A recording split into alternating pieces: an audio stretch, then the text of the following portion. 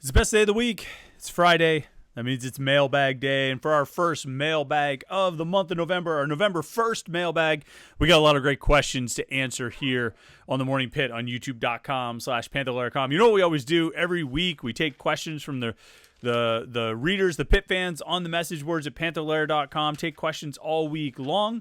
And then we get into it and answer as many as we can here on the Friday edition of the Morning Pit. If you want to submit a question for the mailbag, you got to be a subscriber at Panther-Lair.com. So go check out the site, Panther-Lair.com, Pittsburgh.rivals.com. We take the questions on the message board, and I think if you are a Pitt fan, you go hang out on the Panther-Lair.com message board. You're going to enjoy it quite a bit because that's where Pitt fans like to congregate. I think it's the best online community of Pitt fans you're going to find. A lot of great Pitt conversation, Pitt community, and it gets lively at times, and certainly in the game thread, like tomorrow, it's going to be very lively, but for the most part, it's fun, good times, and good camaraderie, and like I say, mailbag questions. So let's dive into it. We got a lot of great questions this week. I don't want to waste any more time. Let's do it. The Morning Pit Mailbag here on youtube.com/Panther-Lair.com.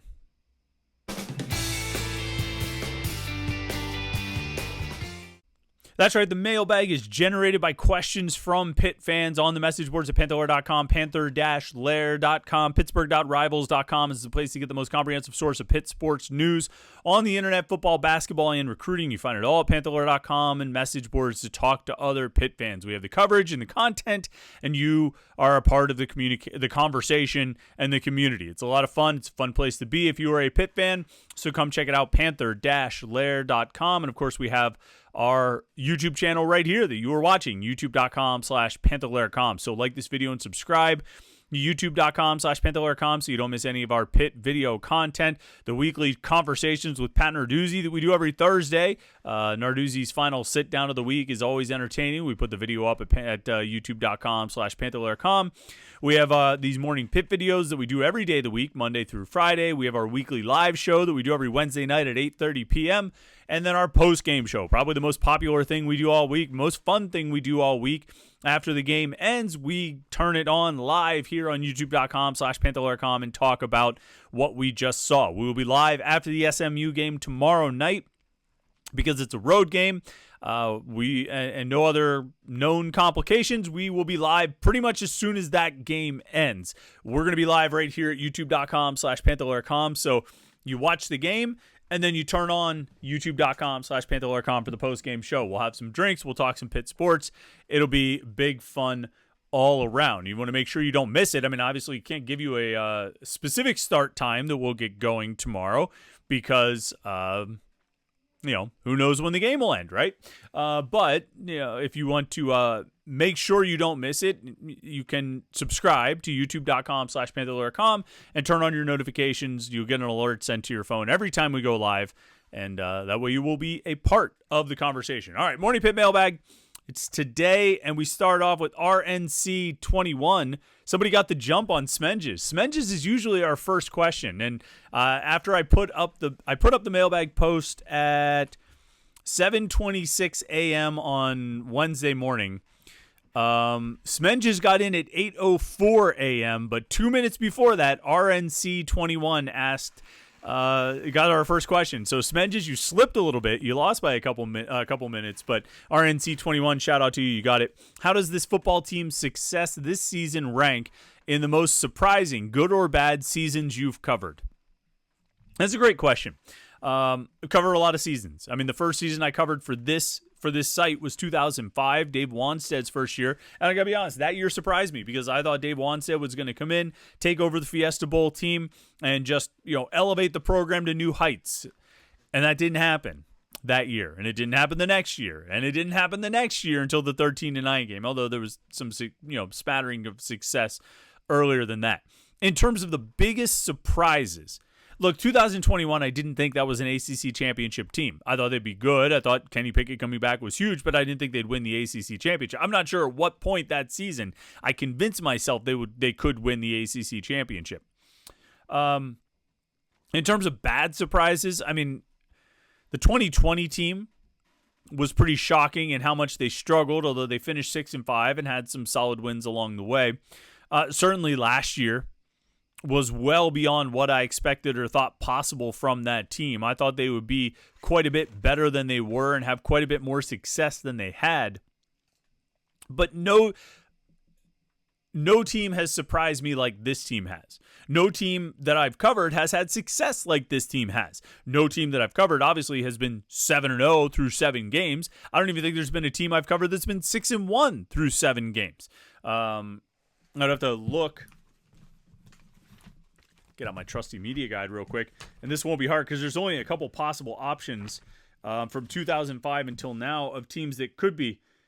Actually, the 2016 was 6-1. And they proceeded to lose the next 5 games and finish 6-6.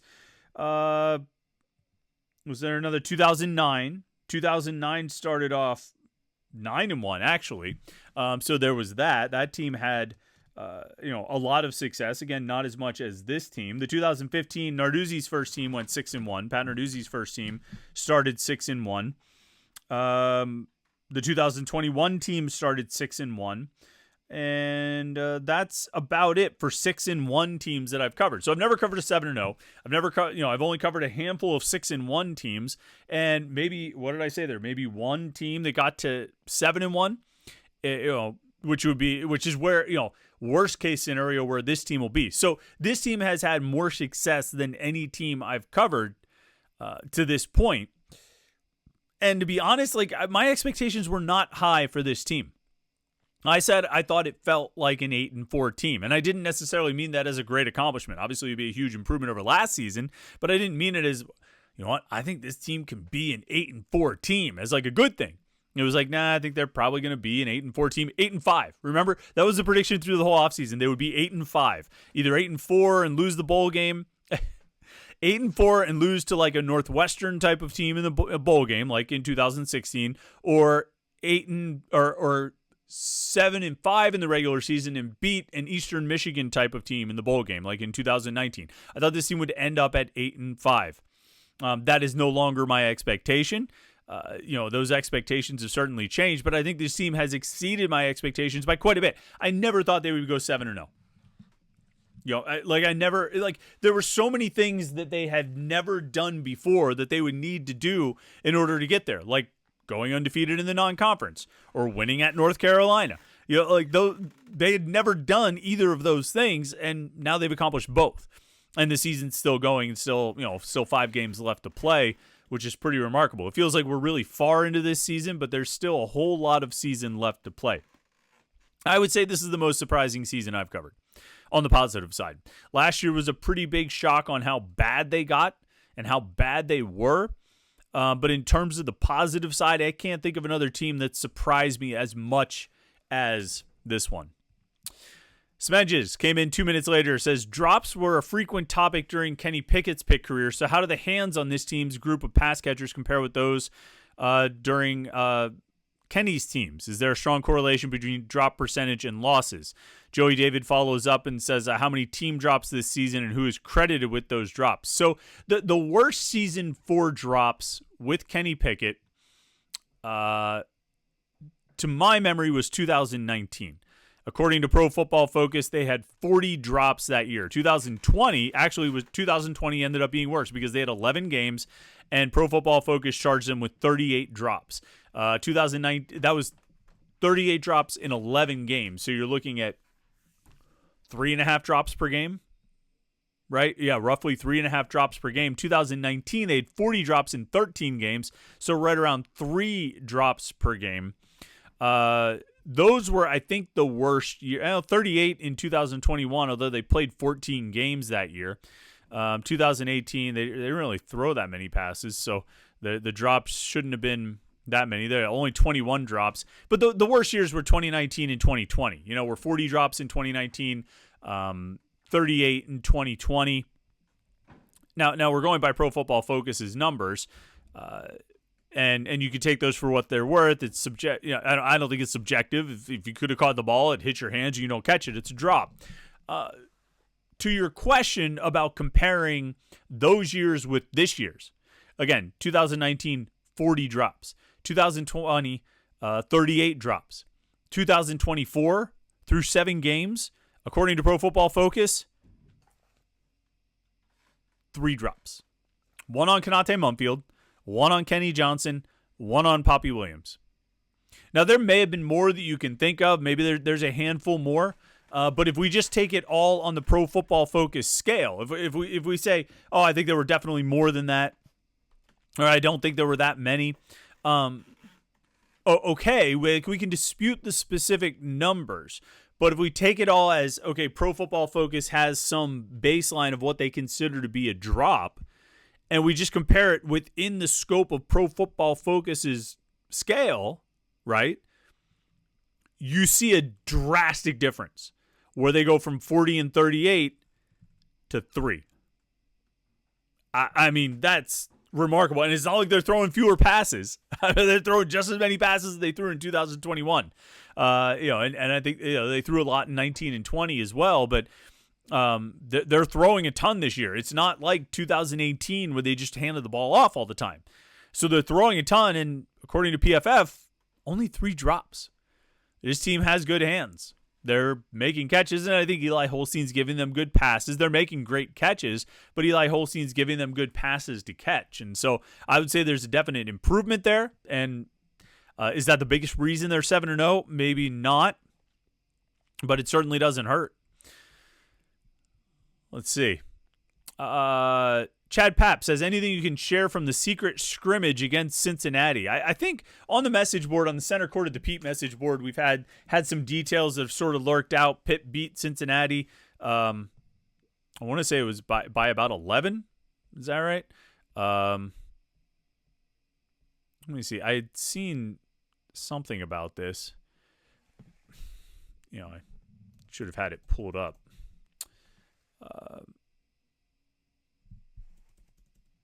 Darn it. So I had seen what the final score was. Yeah, it was they won by 9, excuse me. It was 71-62. But a couple of things that we sort of dug up that we've heard about. I mean, a pretty heavy Pitt advantage in the first half, leading by 16. Cincinnati outscores Pitt in the second half to cut the lead down to 9, but Pitt's able to win still by 9 points. 3-point shooting was good. They shot almost 50% from 3. I think 7 different guys made 3-pointers in the game, which I think one of the big storylines this season, one of the things we're going to be really watching is what they're able to do from the 3-point line. When they got, Bub Carrington and Blake Hinson, both of those guys, more than 50% of their field goal attempts were from 3. They took a ton of 3s last year. Well, who's going to step in and fill that void, not just with the makes, but just with the attempts to keep defenses honest, to show that you're willing and able to take those shots from outside? Well, they've got, like I said, I think 7 guys made 3s in that scrimmage. I mean, you look around, all the guards, Jalen Lowe, Ishmael Leggett, Damian Dunn, and Brandon Cummings can make a 3. They can all shoot. Guillermo Diaz-Graham at the 4 can shoot 3s. Zach Austin can shoot from outside. He's made 3s. Cam Corrin, I think, is willing to step outside, and he might be able to knock down 1 or 2 every now and then, just, again, to keep defenses honest. And this is without Amsal Delilich being available to play, and he's going to be able to shoot 3s. So this team may not have that 1 or 2 guys who more than 50% of their field goal attempts are from 3. They might have 1 or 2 guys like that. I don't know. But I think they'll have a group effort that gets good production from the outside, because they just have a lot of guys who can take those shots and a lot of guys who can make them. And now, obviously, good defensive effort. I think they held Cincinnati to 62 points. I mean, that's solid stuff. That's solid stuff. I think this team might end up being pretty good defensively, despite what they showed in the first half against Point Park. I think they can be pretty good defensively, and then we'll see what that offense brings. It could be pretty exciting. Lutz Cody 182 says, have there been any NFL scouts at any of the games this year that you're aware of? Yeah, usually there's a couple at every game. It might depends on who they might be looking at. There were a handful of scouts at the Syracuse game. I think the assumption was that they were there to look at Kyle McCord. I can't imagine that they liked what they saw out of Kyle McCord in that game when you throw 5 interceptions. But there are usually a couple scouts at most games, and sometimes it might be some former Pitt guys like Dom DeCicco or or Eric Thatcher. It might be a guy, somebody from the Steelers, but there's usually somebody there. I haven't necessarily seen drastic changes. I don't know if Pitt's got some good draft eligible players. It'll be interesting to see who makes themselves available for the draft when that time comes. Senate Square Zombie asks a question that I thought about a lot before we started, and I'm just not. I don't know if I have a good answer. It says, if you could sit and have a beer with any Pitt great, past or present, who would you choose? That's tough. Because you're really asking, who seems like the most interesting guy? Who seems like the most interesting person? I can remember, I guess we're saying alive or dead, right? But I can remember, Bill Fralick being around when he was on the call. And he was a pretty interesting guy. He seemed like the kind of guy that you would want to have a beer with. Like Tony Siragusa, want to have a beer with him and just talk about being on The Sopranos, I think some of the greats, probably have great stories to tell. Like a Tony Dorsett or a Dan Marino, Larry Fitzgerald, they probably have great stories to tell. Even back in the day. I would like to sit down with a Jock Sutherland or a Marshall Goldberg or a Pop Warner, particularly one of the guys who were players. I think Sutherland played and obviously Marshall Goldberg. Sit down with one of those guys and just be like, dude, let me tell you what this sport you're playing is going to be in 2024. What do you think of that? And just what was it like in the 1920s, 1930s? What was the sport like? What was really going on? There's interesting guys throughout, the history of this program. It'd be tough to pick. It'd be tough to pick one. I don't know who jumps out because it's not just about who's a great player, but who's a really interesting person. It might have something really interesting to talk about, like Siragusa being on The Sopranos or something, So I don't know. Ironhead or somebody. It's a good question, though. It's a great question. ACB25 says, with the college football playoff rankings coming out over the next week, what would you say is Pitt's highest possible ranking, lowest possible ranking, and the most honest ranking given their body of work? Also, can you run through this scenario with a win against SMU? I'm only going to do it with as a win against SMU. Let's just assume a win against SMU. Pitt gets to 8-0. Obviously, they're currently 18 in the AP poll. Kansas State is 17. Who is it? Boise State is 15. Indiana's 13. Alabama's 14. LSU is 16. Alabama and LSU are off this week.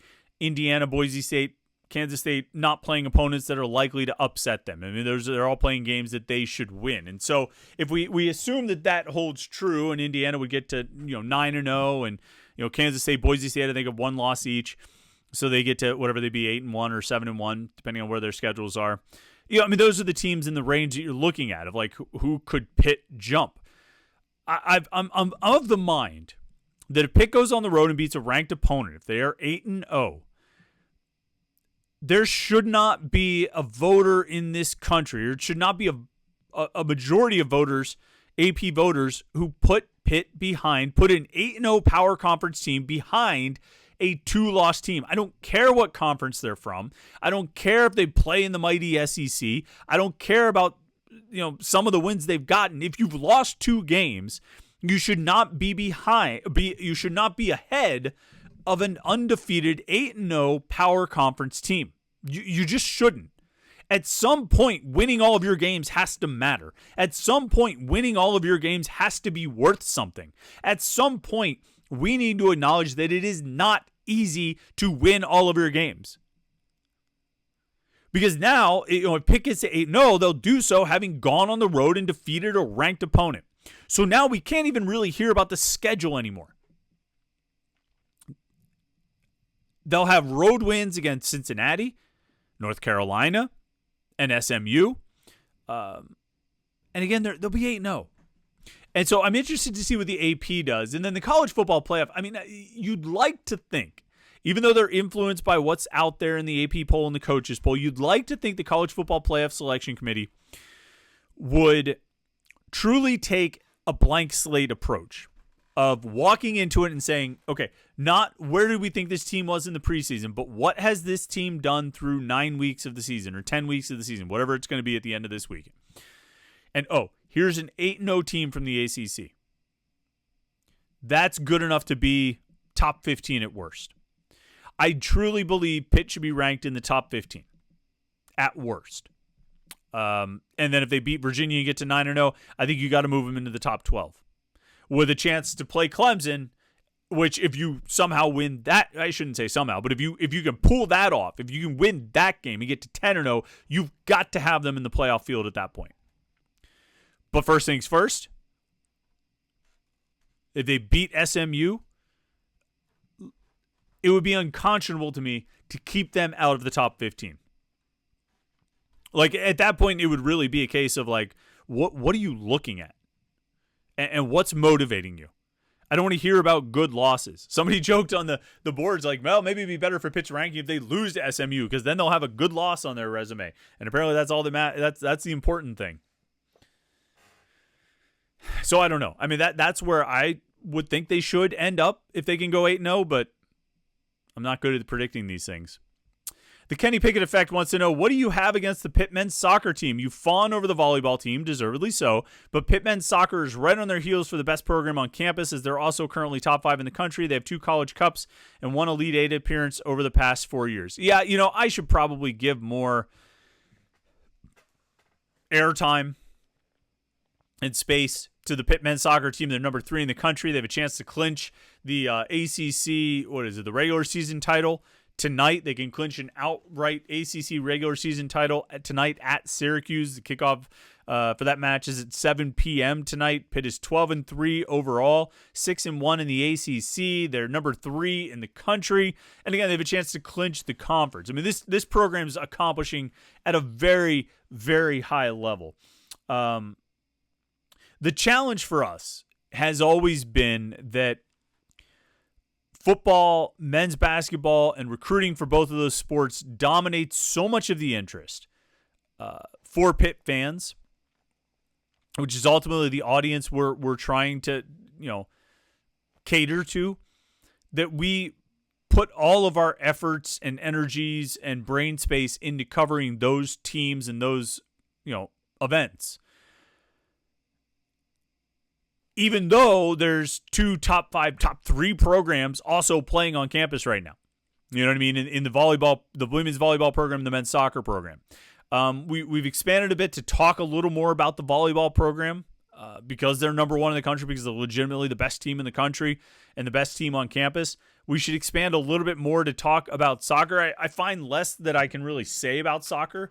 I feel like I can get a better feel for what's happening in volleyball. Not all the strategy and X's and O's, but I mean, I can kind of get a sense for it a little bit better. So there's maybe a little more to say. Whereas I've never found soccer to be all that compelling to me, just to me, in terms of generating storylines or things like that. So I mean, we keep an eye on them. We should probably give some more regular updates. Jim does a fall sports report on Panther-Lair.com once a week. We kind of update where all the programs are, and so we've got some coverage there. We just haven't really been able to, or just haven't really brought it into this space as much. And while we do fawn over the volleyball program, I don't deny that. Got a couple more questions. I want to get through this as much as we can.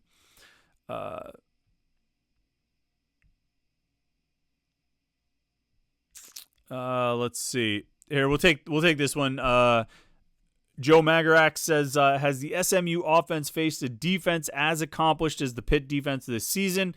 Also, what is your guess as to the reasoning behind the 7.5 initial underdog status and no movement in that status since Narduzzi confirmed Eli's availability? As far as who SMU has played, I don't know if they've faced a defense that's quite playing like Pitt. But I think Pitt is just playing at a really high level right now. Pitt's defense is playing at a really high level, and they continue to progress and they continue to get better.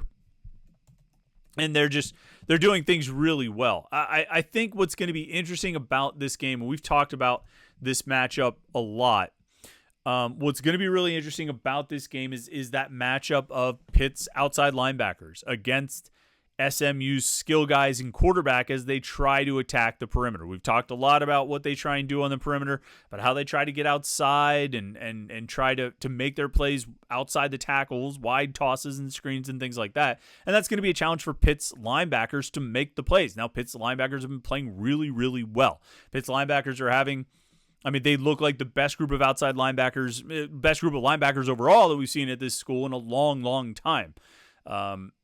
And so it feels, and I think I said this yesterday, it feels like a good versus good type of matchup. But this might be one of the bigger challenges SMU has faced in terms of the defense they're going against. So, I don't know if they've really seen a defense that plays like this one and has the athletes like this one. As to the betting line, I don't know. The only thing I can think about the line, and the last time I'm checking, I'm looking around, SMU is still minus 7.5. The only thing I can really think is that I just don't. The only thing I think is there's not a lot of faith in Pitt's offense. That Pitt's not going to be able to score. And based on the last two games, you kind of get where that's coming from. Even if we want to add the caveat of not having many plays in the Syracuse game, the offense has taken some steps back in the last two games. And so based on those, I can kind of understand why there might be some skepticism about Pitt's offense and concerns and uncertainty about what that offense can really do or accomplish if they can score enough to win on the road against a ranked opponent. Against what has been a pretty good defense, the number one rush defense in the ACC, right near the top in interceptions, good at getting pressure. They're going to be a real challenge for Pitt, it looks like the matchup is going to be a real challenge for Pitt with SMU's defense. And so I think that's probably why the line is what it is, that the Pitt's defense has played well, but SMU should be able to get some points, maybe not as much as they typically like to get, but some points. And Pitt's offense just is stuck in a rut that it's not going to climb out of. That's the only thing I can really put that betting line on.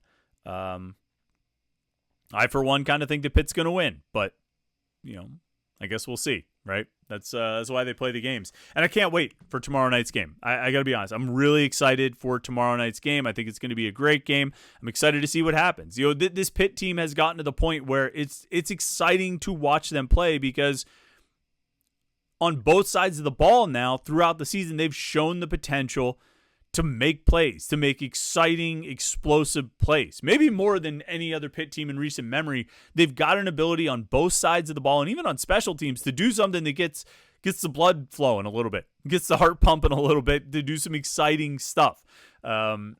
And that's fun, and it's something to sort of look forward to. And I'm looking forward to tomorrow night. I think it's going to be a great game. One way or the other, we will be live afterward. Pretty much as soon as the game ends, we'll have our post-game show here at youtube.com/Panther-Lair.com. So make sure you subscribe to this YouTube channel and turn on your notifications, and that way you'll get an alert as soon as we go live tomorrow night after the game. And it'll really just be a few minutes after the game ends. We'll collect our thoughts, we'll get the whiskey, and we will start talking.